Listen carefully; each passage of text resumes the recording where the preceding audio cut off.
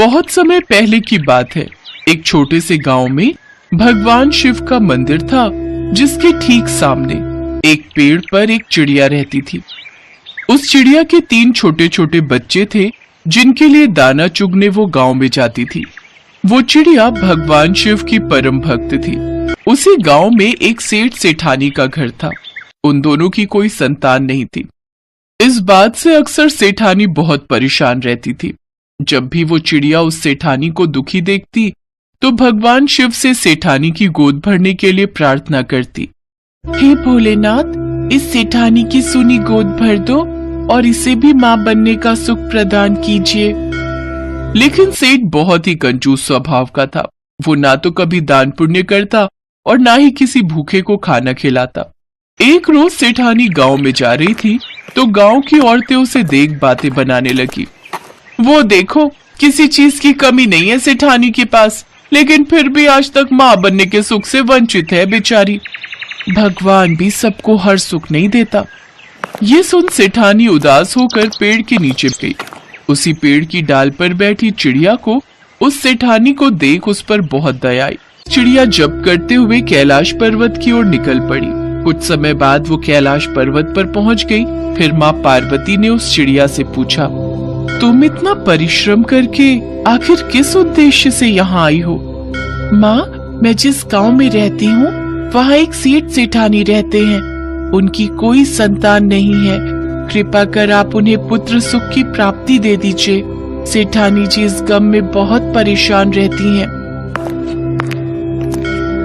इस पर शिव जी ने कहा, किंतु वो सेठ न तो कभी कोई भगवत कथा सुनता है और न ही कोई पुण्य करता है, इसीलिए उसके भाग्य में कोई पुत्र योग नहीं बन सकता।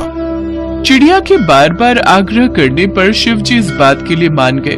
फिर उन्होंने कहा, पुत्र तो हम उन्हें दे देंगे, लेकिन अगर फिर भी सेठ ने कोई पुण्य कर्म नहीं किया तो उनका पुत्र मृत्यु लोक को प्राप्त हो जाएगा।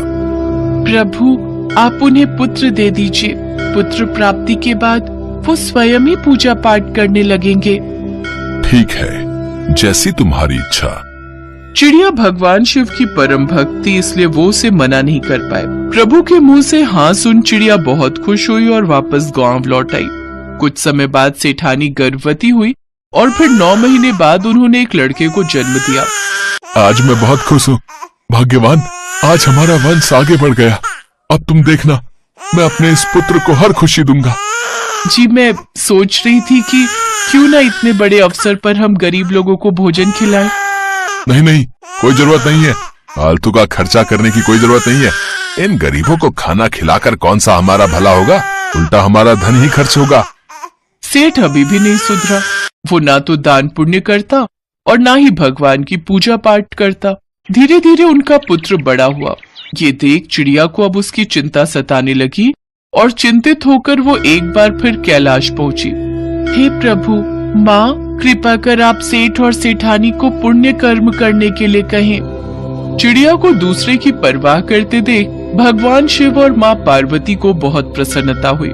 फिर उन दोनों ने एक ब्राह्मण और ब्राह्मणी का रूप धारण किया और सेठ सेठानी के घर गए और उनसे कहने लगे, अब देखिए, हम बहुत दूर गांव से आए हैं, हमें बहुत भूख लगी है।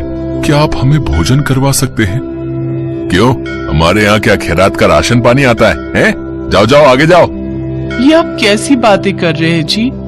तुम्हारे भाग्य में पुत्र योग नहीं था सेठ, किंतु एक चिड़िया की भक्ति से प्रसन्न होकर ही भोलेनाथ ने तुम्हें पुत्र योग की प्राप्ति का आशीर्वाद दिया था। अगर तुम अभी भी पुण्य कर्म नहीं करोगे तो तुम्हारे पुत्र की मृत्यु हो जाएगी। ये बात सुनकर सेठ सेठानी रोने लगे और उस नन्ही चिड़िया को धन्यवाद कहने लगे।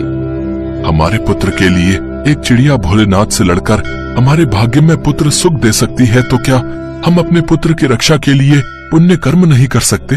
बाबा, महादेव जी के वो पुण्य व्रत कौन से हैं जिनको मैं धारण कर महादेव जी को प्रसन्न कर सकूं?